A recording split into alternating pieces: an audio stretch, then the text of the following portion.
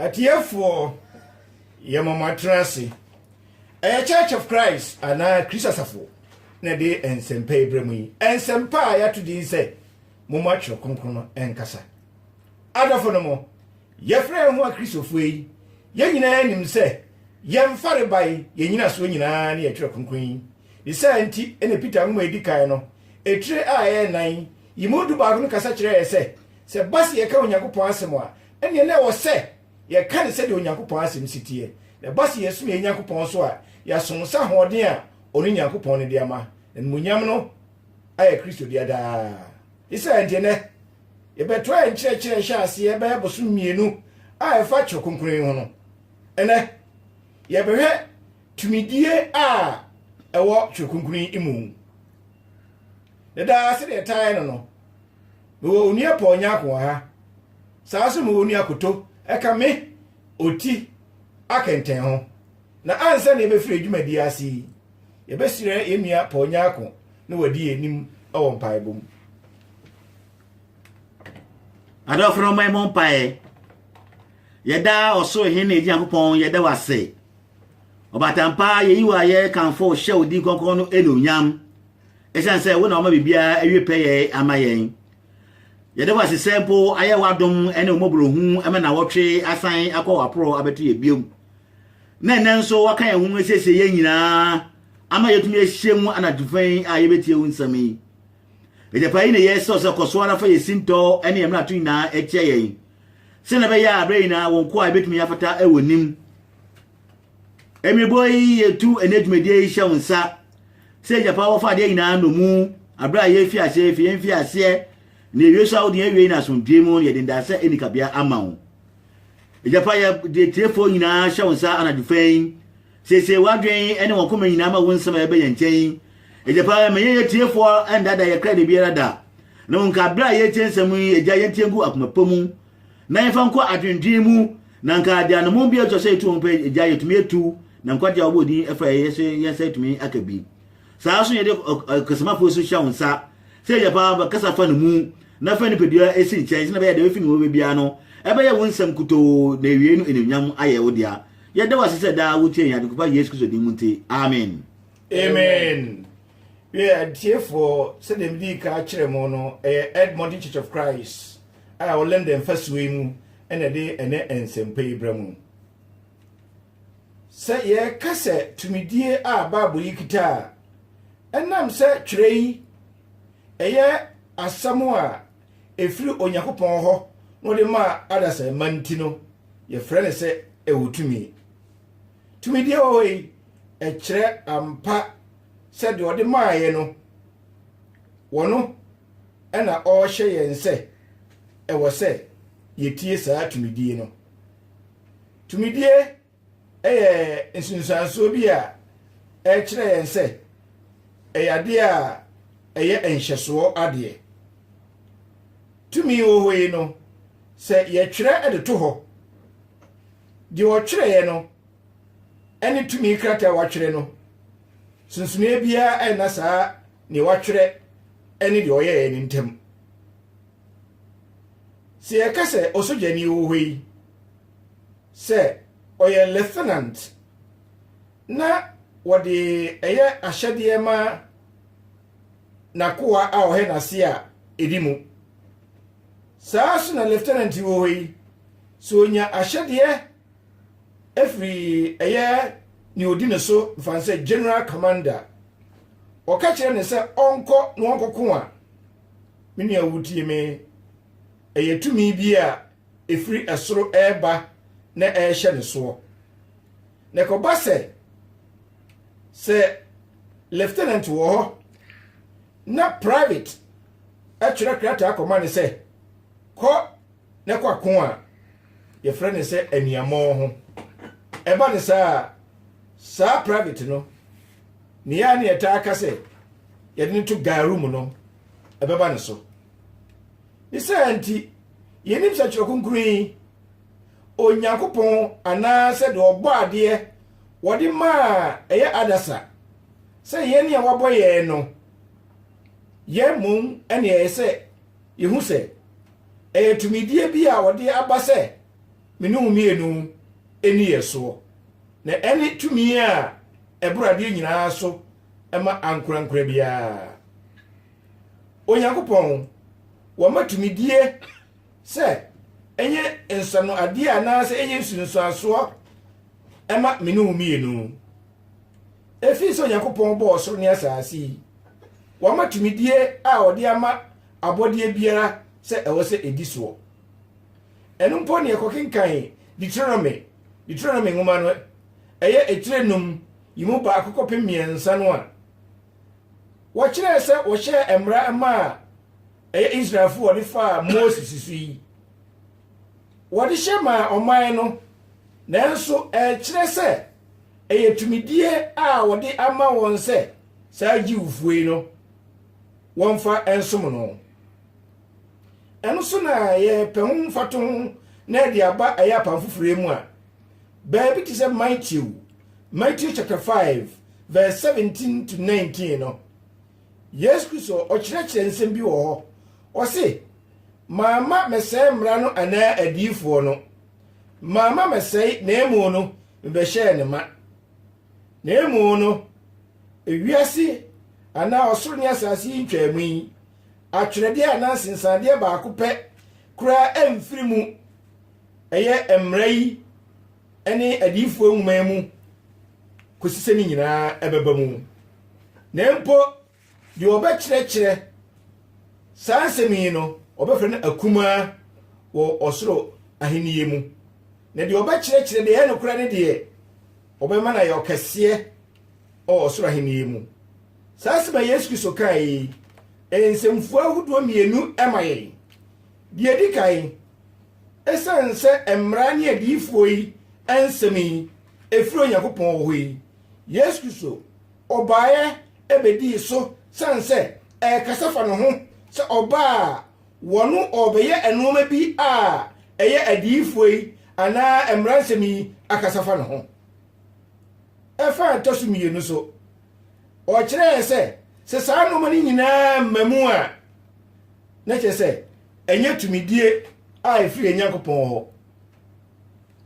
wei ene ese etiase ehu se saa tumidie yi awose ehu se Kristo baaye no obeye saa no mani nyina ma ne baamu na abamu amaye no ne ehu se nukwasem nie eye tumi a Onyankopon ahyehye na ewose ebam ne ye asemnefo wei esa kire ye se Yesu Kristo nam sa wo tumi wo saa no ma eye adifo ne emrasem kafa no ho nti no obeye ne se de ese eba wo asesa no ma bi a eye adifo no ene kire no ana eye emrasem ka se oba obeye no obesisa saa no ma ni nyina wei kire ye se tumi a wo eho emaye no eye dwuma wo ne nseso so empo John chapter 6 verse 38 no Yesu Kristo okay wo se hwe obai se wono no oba beye ejano a osoma no obeye ni ono ache ne se onye we nyina kire yen se tumi wo hoi no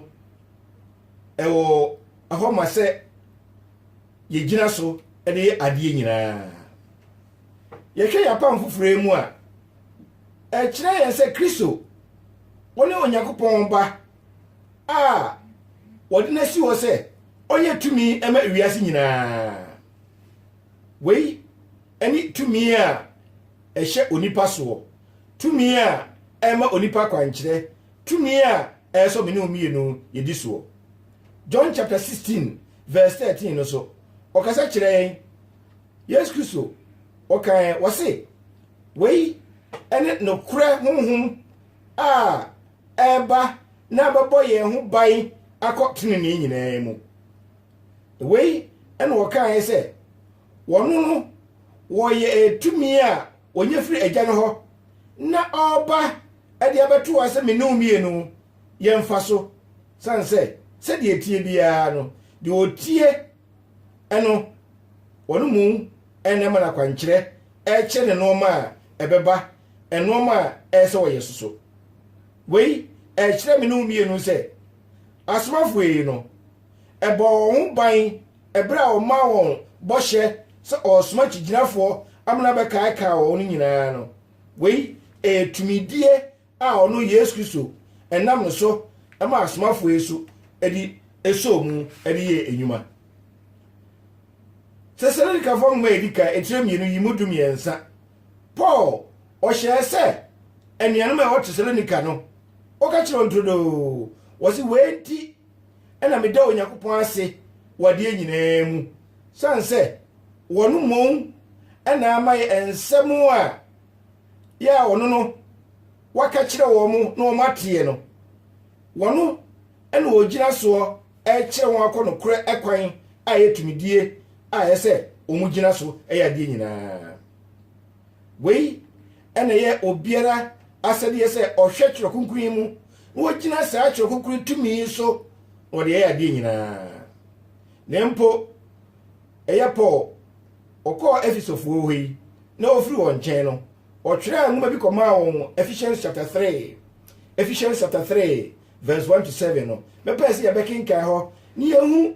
sɛdeɛ Paul ɛkyerɛ wɔn sɛ tumi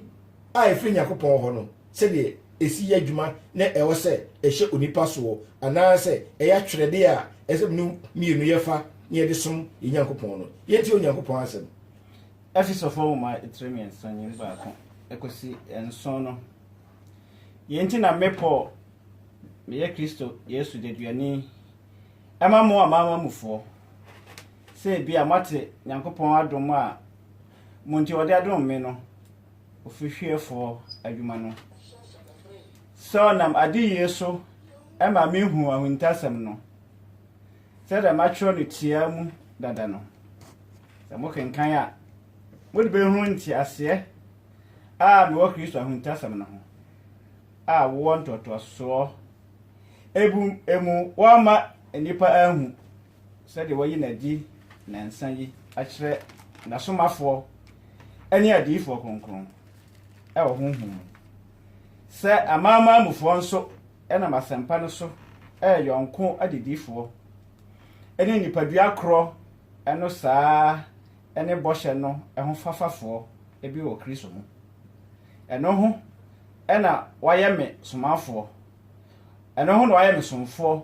sɛde Nyankopɔn adom akyɛdeɛ a ɔde akyɛ me ɛne tumi adwumayɛ no ɛso ɛteɛ mo yɛda wase bebree saa nsɛm a Paul ɛtintimi kɔma yɛ Efesofoɔ yi ɛkyerɛ yɛn sɛ ɔno no ɔbɛyɛ duduani ɔyɛ Kristo akoa no ɔnam saa tumi a ɛfiri Kristo nkyɛn ɛyɛ nsɛmpa yi a ɔde kɔma wɔn no ɛna ɛyɛ tumi a ɛkyerɛ ewiase nyinaa sɛ ɔyɛ Kristoni sɛ ɔma mu ni ɛkyerɛ sɛm yi yɛ tumi a ɛhyɛ wɔn so sɛ ɛno na fa ɛbɔ ɔbra ɛno na Galatiafoɔ nwoma no so ɛno so wɔka bio wɔ Galatians chapter 1 verse 6 to 9 so wɔsa akasa hɔ bio mom yɛntie deɛ ɔka kyerɛ ɛyɛ Galatiafoɔ yi so Galatiafoɔ nwoma etire baako nyim nsia ekosi nkro no me wanwa ɛsɛ mo atwe mo ho ntɛm sɛ afiri deɛ wafra mu Kristo adom mu ɛkɔ asɛmpa foforɔ mu a ɛnso ɛnya asɛmpa foforɔ biara saa na emo nipa bi wɔ hɔ a wɔha mo na ɔpɛ sɛ wɔsesa Kristo asɛmpa no na sɛ mpo yɛn ana abɔfoɔ bi firi soro ɛbɛbɛka asɛmpa foforɔ ebi kyerɛ mo ɛka deɛ yɛka kyerɛ mo no ho a onue mpa sɛdeɛ yɛka akane no saa na afei yɛka bio sɛ obi ba ɛbɛka asɛmpa foforɔ ebi kyerɛ mo ɛka deɛ mo agye no ho a onue asɛm yɛ nimu da hɔ adɛnti na wɔse yɛtwe ho firi tumi a Onyankopɔn de aba sɛ me no mmienu yɛnhwɛ so ne yɛmfa nsom no na ɛyɛ Galatiafoɔ yi ɔmo yɛ saa deɛ no Paul kɔkasa kyerɛ wɔn sɛ Kristo nkutoo ne wiase agye nkwa sɛdeɛ ɔbɛwu ma yɛ pata yɛ bɔne na mogya ato akɔfa sɛmpa foforɔ ɛno ɛdi yɛnya meka sɛ yi ɛne nɛnɛ nipa bebree gyina so na wɔde nsɛmpa foforɔ ɛsom wɔ nsafo ahodoɔ bebree mu wei na Paul etu wɔn fo ɔkɔ Romanfoɔ so ɔkɔ asɛm bi kyerɛ wɔn Romans chapter 1 verse 16 no wasi mani hu onyankopon asempa no sanse ene ye tumi a ede ye konkwaji mu na sempa na wo tumi a menua adenti na momo yakata yani ne yakofa semfufuro yakofa tumi fufuro ade so ye nyankopon no na bio mepese ye betu ye bo ase ahwe saa se ni ye pa wo ye 2 Timothy chapter 3 verse 16 to 17 ya tiabre na mepese ye domo suko ni ehu nsemu yi emfua se base ye kenkan ya mu yenkan ni ehu si lesitie mina goto betumi aboa ye ho eye 2 Timothy chapter 3 verse 16 to 17 no Timothy mu atosumi ne trem yensan mu dunsia ne dunson atwere nyina afi Nyankopon hu mi mu atwere nyina wa twokunkunu mu afi Nyankopon hu mi mu na yema nkyerɛkyerɛ ayema nkyerɛkyerɛ o atanyie atenatene ene tene ne mu yen tene ne mu so yen na Nyankopon nipa ye pɛ a wasese no kra wase wa yɛ wa yɛ pɛ ade bia yɛ pa asasa asempai ayetumi a ma yɛ pɛ ne se me yɛ pɛ de a ade ebio mimi a wutie me eno kyerɛ yɛ sɛ enuma foforo bia ne o ensempa nkuto sɛ yɛ nkramo homa sɛ yɛ maamɔfo homa sɛ yɛ enuma hodo bia yɛ bɛbata ho bia no emu nsensan ba kokoro eni hɔ a ɛwɔ tumi wɔ adasa so akyerɛ we efo Nyankopɔn ho me mu enti mo me ehu ne sɛ eno na esombo eno na wie pɛyɛ eno na adi nyinaa mnu mienu asɛdeɛ sɛ yɛgyina saa atwere so eni kwa sɛ yɛkɔfa ade foforo bia dabi yɛnya atwere foforo bia ɛka saa tumi a Kristo di ama yɛ menu awutie me yɛn Kristo som enyina wa wo yɛ Kristoni wa wo nyɛ Kristoni kan hu sɛ deɛ da wo so a ɛsɛ wo hu sɛ twere konkron no ene yɛtumi a ɛde wo kɔ enkwagyi mu Apostle Paul wɔte ase no ɔkase bi wɔ Acts chapter 24 verse 14 ɔkyerɛ me hu sɛ efiri tete agyanom abrɛ so ɛyɛ adiifo abrɛ so kuraa no Paul me hu sɛ ensɛm a yɛtwerɛ wɔ efiri wiase fitiaseɛ ɛyɛ Genesis nwoma no saa nsɛm nyinaa no ɛyɛ nsɛm a edi mu ehia a yɛtumi de sɛ anti saa tumi die nsɛm yi ɔkyerɛkyerɛ mu defe ɛwɔ 2 Timothy ana yɛkenka 1 Timothy mu 1 Timothy chapter 2 verse 12 to 14 no wɔkyerɛ me hu sɛ Onyankopɔn asɛm a yɛtumi die no efitiaseɛ no ɔkan sɛ ɛmaawei wonye kom ma nyinaa na ɔma ɔbaa kwan sɛ ɔnkyerɛkyerɛ ana odi mmarima so wei ɛyɛ tumi afiri Nyankopɔn hɔ wei asɛde yɛ sɛ menu mienu nyinaa fa Adam wɔkyerɛ sɛ ɛnyɛ Adam na ɔdaadaa no na mo ɔbaa no na ɔdaadaa no enti ɛyɛ tumi a ɛhɔ sɛ ɛwɔ sɛ ɛmaa no ɛni kwan sɛ wɔkyerɛkyerɛ wei Paul ɛkyerɛ fifitiaseɛ sɛ saa asɛm yi ɛwɔ hɔ fifitiaseɛ nene no ebinom abu yasum dodo sɛ Galatians chapter 3 verse 28 ɛka sɛ ɔbaa ni hɔ bɛrima ni hɔ Greek ni hɔ yɛn nyinaa Nyankopɔn dia ɛhɔ no wokɔ abakɔsɛm mu a twerɛ ne kyerɛ sɛ ɛka ne sɛ no osi som no ɛmaa no na wɔ baabi a ɔmotena ɛmɛɛma so wɔ baabi a ɔmotena na wonyɛ jiwni a unka ɛsom no ho na no na ɔkyerɛ mu sɛ afei deɛ yɛn nyinaa bɛyɛ baako ɛwɔ Kristo mu ɛno ɛnkyerɛ sɛ ɔmo ɔbaa tumi enti mu hwɛ saa tumidie yie tumidie a Bible no de ma yɛ no mu yɛ nyina so ne yɛn som ne sɛ enti ɛna bio wɔsa kan wɔ 2 Timothy chapter 1 verse 13 wɔkyerɛ sɛ ɛyɛ fapim bi ɛda hɔ a ɛwɔ sɛ yɛgyina so ɛyɛ fapim a ɔno Nyankopɔn de asi hɔ sɛ yɛfa so ne yɛde som no wei ɛna ɛsɛ yɛn nyinaa hyɛ no so sɛ yɛnya Onyankopɔn asɛm yi a yɛntumi nsom no kwan biara so da wei ni asɛde a ɔkyerɛ Timothy sɛ ɔnkura saa ahyɛdeɛ mu dendenden na saa asɛm yi wɔka no hɔ no ɛno ɛna bɛgye no nkwa ɛno ɛna ɛhyɛ Kristo ne munyam ɛno na dan kwa ama no abrɛ nyinaa no ɛbɛyɛ ahwehwɛ efiri mfia wiase abɔdeɛ nyinaa mu no tumidie a ɔhɔ ma onipa ne sɛ ɛwɔ se etie Onyankopɔn asɛm sanse ɛna yɛtumi a Onyankopɔn edi yɛn soɔ mum yɛnkae sɛ efiri garden edi nturo mu hɔ no ɛyɛ Adam ne Eve brɛ so ɛyɛ Noah brɛ so ɛyɛ Abraham brɛ so ɛyɛ Isaac brɛ so ɛyɛ Jacob brɛ so wɔn nyinaa no Onyankopɔn ma wɔn tumidie bi a ne di wɔn so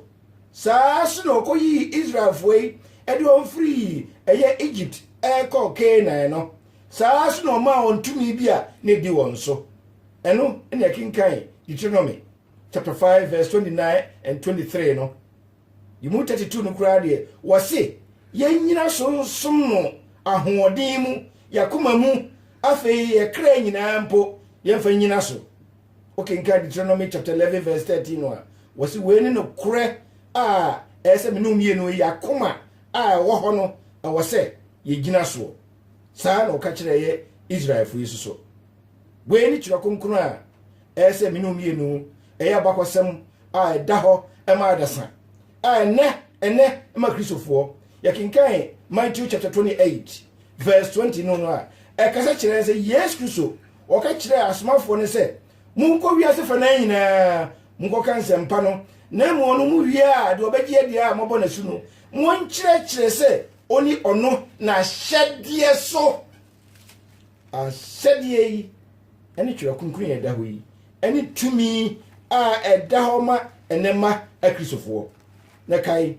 Matthew chapter 21 and I yankika Matthew chapter 7 verse 21 and Luke chapter 6 verse 46 no we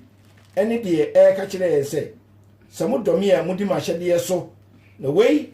nye odi osimi se awurade o na emu no odi mahede so no mitumi a ɛda hɔ no a mididi mo so no de obedi so no ɔno emu ɛna obenya enkwagye ama no ho Onyankopɔn opese yɛfa ɛyɛ twerɛ kunkun so kwan bia so ɛno ɛna obe nam so agye yankwa isɛ nti na Colossians nwoma no Colossians chapter 3 verse 17 wɔsi adeɛ nyinaa mu no mumyenye ne Kristo din mu adeɛ nyinaa mu no Kristo no wɔ tumi no ɛne twerɛ kunkun yi tumi no ɛne pamfoforo yi na nsɛm a wɔ mu nyinaa no ɛyɛ Kristo ho asɛm isɛ nti na Hebrewfoɔ nwoma no etire yɛ baako yi mumienu no wɔsi Onyankopɔn a ɔnam tete so ɛkasa kyerɛ jam no ɛnna ɔnam Kristo Yesu so ɛkasa kyerɛ yɛn mumiyɛ nhyɛ ne nso ɛno na yɛ tumi a ɛwɔ hɔ ma yɛ sɛ yɛfa so de som Onyankopɔn kai bio 1 Peter chapter 4 verse 11 wɔsi sɛ obi kasa mu a kan sɛ Onyankopɔn asɛm sɛ o som so a som sa ahoɔden a ɔno Onyankopɔn no ɛde ama wɔ ɛne na yɛ tumi o na nimonyam no ayɛ Kristo biada menua wo tie me fa saa sɛ me tu tirim ne ehu sɛ yɛ ka ne yi a kyerɛ na kita yɛ no efiri ɛyɛ Matthew ɛkɔpem Revelation no ne nyinaa ɛyɛ tumidie a Onyankopɔn atintim di ato sɛ edi yɛn soɔ ɛne yɛ twerɛ kronkron a yɛsɛ yɛde som no na sɛ ɔman da hɔ ne nimra na tumi bɛn ɛna mayɛfoɔ no edi bu ɔman no yɛhwɛ Matthew chapter 28 verse 18 wɔsi Yesu ka kyerɛ wɔn sɛ monkɔ na afei no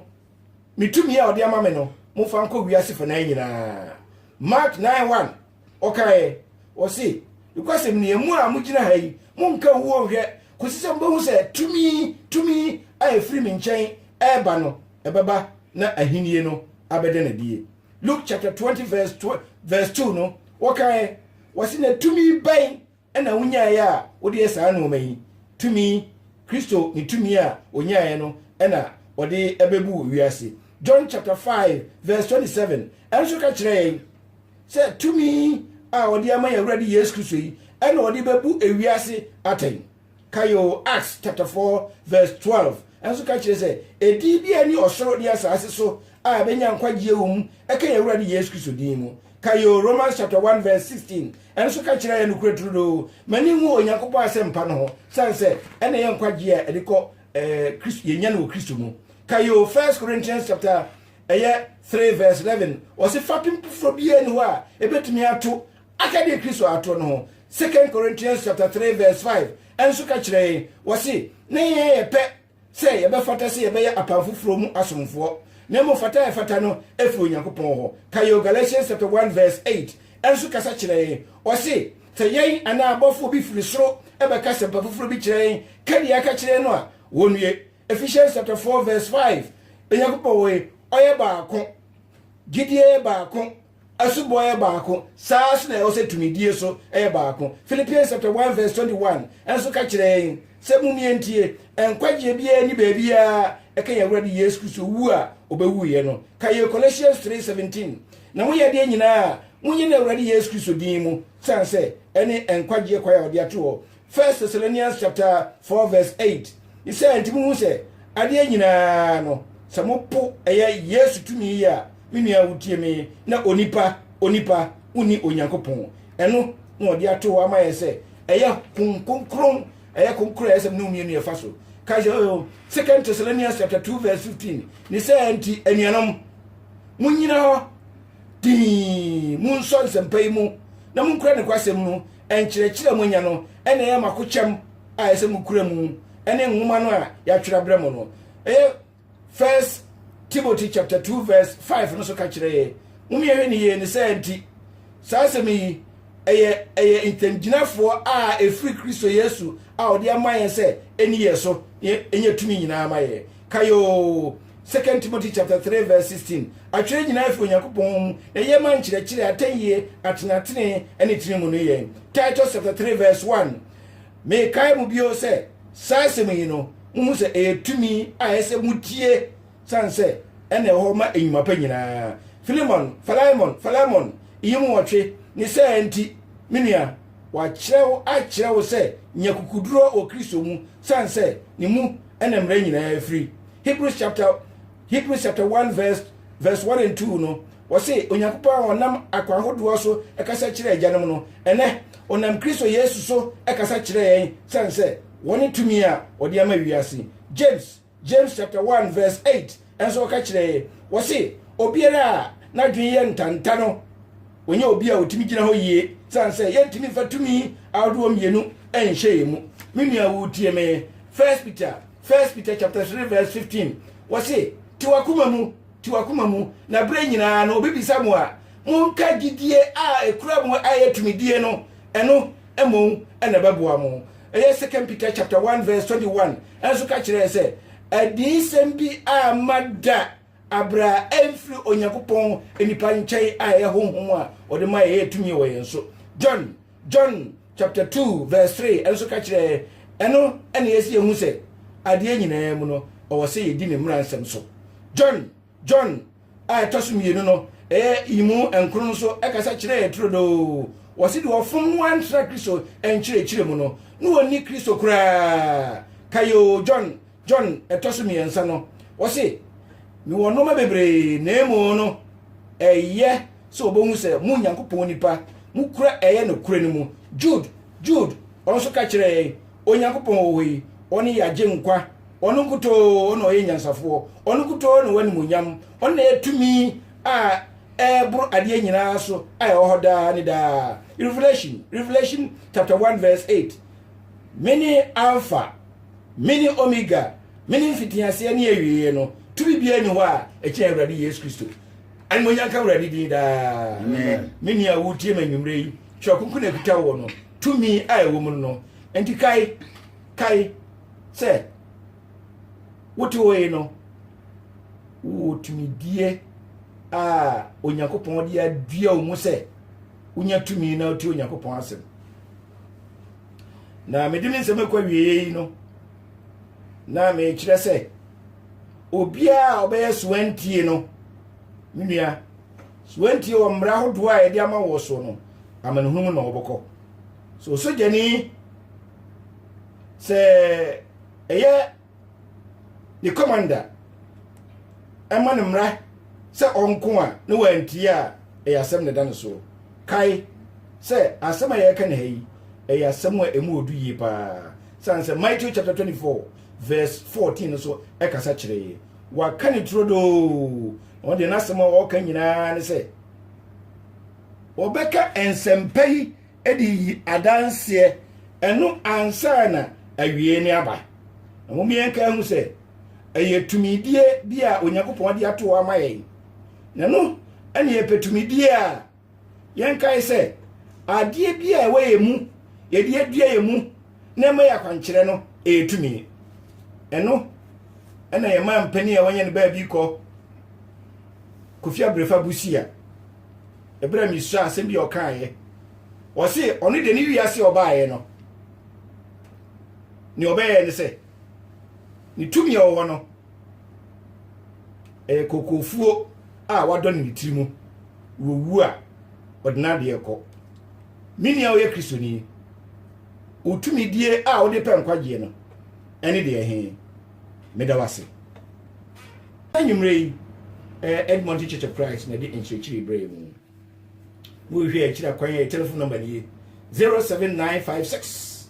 960070 Mrs. Debut 07956 960070 NA 07869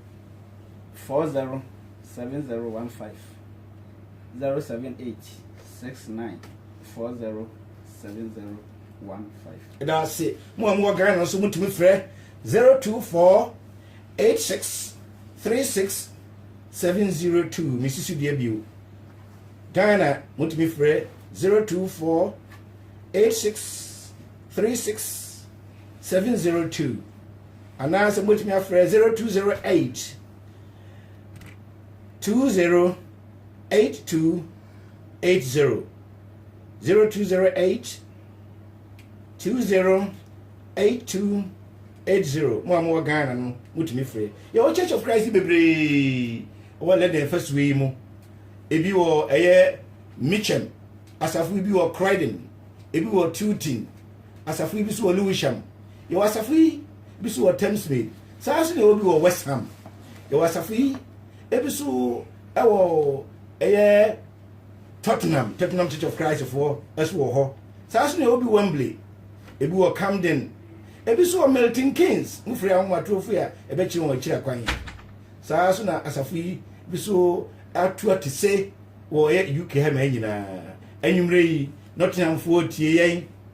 Manchester fo so tie yen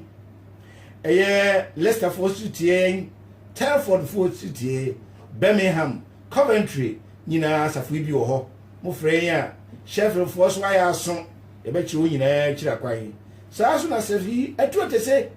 mi kan ebi wo wiase fa nyina Italiano say yam do ase nnuanum da butie yen Italy o mine so ne potem biara Christosafo ane se Church of Christ ebi ewo ho se ne da yere tudwa no mo frɛ ya ebe kire wuchi akwan wo Zopola wo Pornani wo Coleliano na fe aba Vicenza wako Bassano ene Padova ho nyina safo bi ewo ho woko Verona Inyo Thomas aye Crado na fe wako Bergamo ene Milano aye omkro kase a toso mi no afe wu san wo sibio a wa beto Parma eye Reggio Emilia Modena ene Bologna afe no ko Florence and say Florence also ebi ewo ho afe ko Rome aye capital no san so ho sunti no botem bebre ho asafo no bi ewo ho saa so na usane ko ase obi mu a wakoto Napoli eye Napolitan ye nua aye Crado say na the same crowd for no beje so afe no usan akọ ase ho eye asasina nsu etwomo esia no Sicily Island yawo Catania Messina Palermo any Port Saracusa ye ne ko Rome kopi ho no o ina Church of Christ bi o ho ti mo an wo Italy man no mo fra ye na ye nkyere mo na mo ne won ko din sawoso ye dem ase yo saso na safi bi so Germany Hamburg for ho Wiesbaden in Frankfurt obu so Stuttgart bo Munich saso na safi bi so München mo fra ye be kire onyina kire akwan ebi wo Essen afi so mo amwo Amsterdam Bama asafu bi obi wo France saso de bi wo USA New Jersey mo frɛ abeche wo mo telephone kura New Jersey phone number ni 001 973 204 9223 USA New Jersey ni si wo number ne so bio 001 973 204 9223 US New Jersey for number no mon frɛ na mo pese mo sua cho kunkunyin kura so a e bɛboa mo matumi asua a wontwe sika bia anwumrei yenye de enkyerɛkyerɛ brɛ mo no ɛyɛ onua pɔnya akona mote ne nka ɔde mpaebɔ ɛne ho sunsuaso ɛma mo yi saa so na mote onua koto aso nka ɔno so de akenka asɛm ɛne ho sunsuaso mo ɛma mo no saa so na onua ɛyɛ brightness aso yɛ kratch pani le yɛmi oti akenten ɛna mde nsɛmpa yi brɛ mo adom bobrohum ne asumdua efi Awurade Yesu Kristo enka yene ne da nyinaa yene mu adi nkra